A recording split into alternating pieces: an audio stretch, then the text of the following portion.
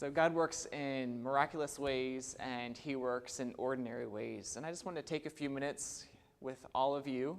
And in my mind, 4 brothers from Nevada is very miraculous. And just tell me some of those miraculous ways and ordinary ways that God has provided for you to come to Bob Jones University. Well, to start with, this was kind of a miraculous way to.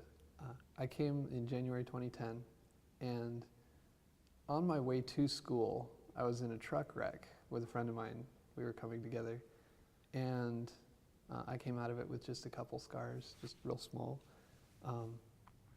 But through the insurance payment from that paid for quite a good chunk of my school bill for that year and the next. That's amazing. Well, as a student here coming to Bob Jones, none of us, our parents are paying for any of our bills. So you're all paying. We're all doing our own. So you're responsible for your own school bill. Absolutely. Now that doesn't mean that occasionally the Lord will bless my parents in a special way and they'll be able to give a couple $100 or something to a bill. But for the most part, we have been responsible for getting the money together to pay for our bills ourselves. And the Lord has done it in a number of different ways, both through financial aid and through working different jobs. And then just different kind gifts by people. Some of them I know, some of them I don't know. But the Lord has always seen fit to meet those needs. So tell me a little bit about the kinds of aid that you're receiving. Ben, you're receiving federal aid? I'm receiving federal aid and a lot of aid from the school, the Jubilee Scholarship and stuff. And God's really blessed me with those and allowed me to qualify for a lot of aid. And it's really helped me out a lot. And God's provided jobs for me to work over the summer, and he just keeps providing in little ways. And a lot of them I don't have to work for, and that's praise to God for that. But God still asks me to work and have a job and do things that I can live a godly life in and hopefully influence some people. And how much, after all the grants and scholarships, how much do you owe for the rest of this semester or year? For the rest of this semester, I only owe about $500 more. Wow, that's amazing to see God provide all those different means to have you come here. And Sam? Well, I actually didn't know I'd be able to make it this fall. Okay. Until like the week school started. So it's almost last minute. Yep. It was after last minute. It was after last minute. We actually had to turn around to go back and pick him up. We were on our way to school. Okay. So you received communication? Yep, that I had scholarships available. It's like, my mom's like, so do you want to go? And I'm like, yeah, I want to go.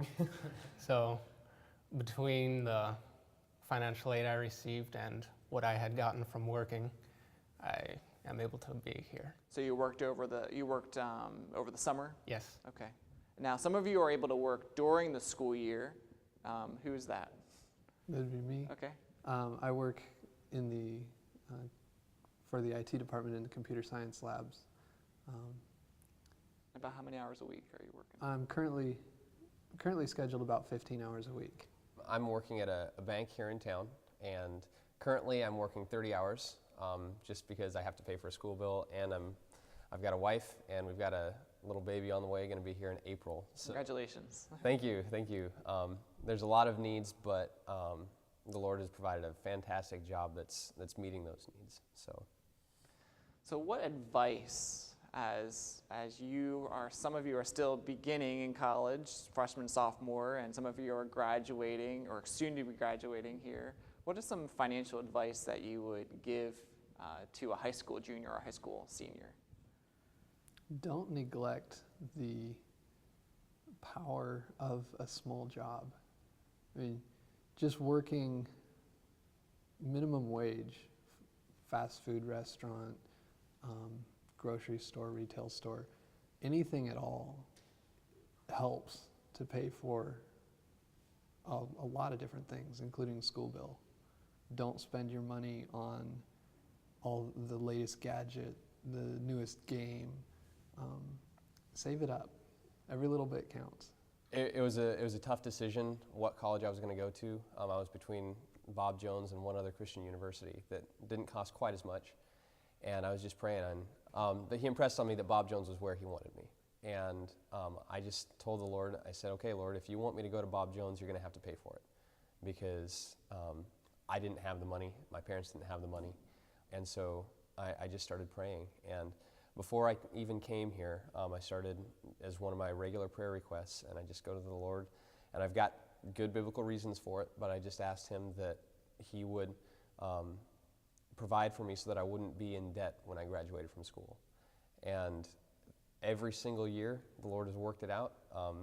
Right up to the end of the semester, there have been years where I had, one year I had, let's see, it was I think $300 left on the bill. I didn't have the money for it. I walked back to my room one day and I had an email from somebody saying, the Lord just told me that I needed to give you some money, so there's $300 on your school bill. Don't ask who this is, it's just, a gift. And I'm like, wow, okay.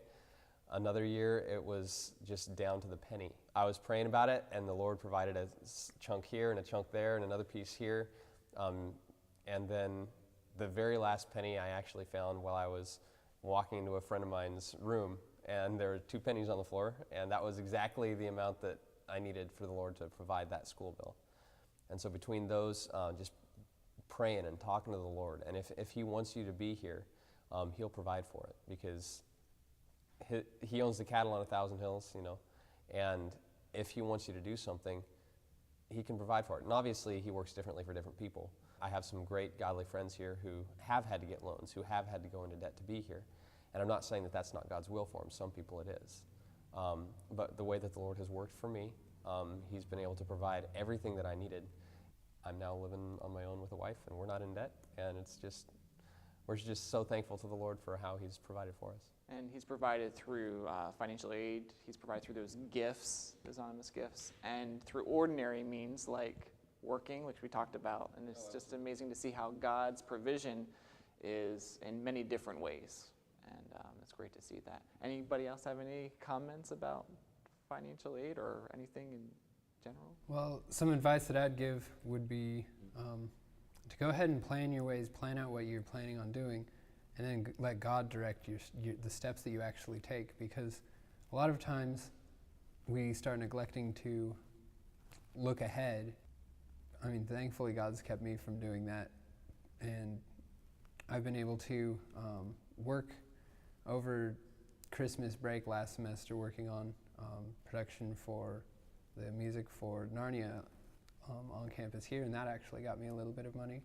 Just working little opportunities that God gives, and he's providing that way for me. And it is a lot of work, but it's definitely God's provision, because without those jobs I wouldn't be here. So being in the center of God's will each day at a time, and not looking and saying, oh, what is God's will for me? But being in the center of God's will every single day. It's the safest place to be. If you're in the middle of God's will today, and you're in the middle of God's will tomorrow, you will, and you continue that, you'll be in the middle of God's will 5 years from now, 10 years from now. And you may not be able to see that from here, but you just continue in God's will, and it's really easy to see how he leads when you look back. Well, it was nice to talk to all of you at this time, and we'll look forward to seeing how God continues to provide for you. Absolutely. Thanks so much for having us.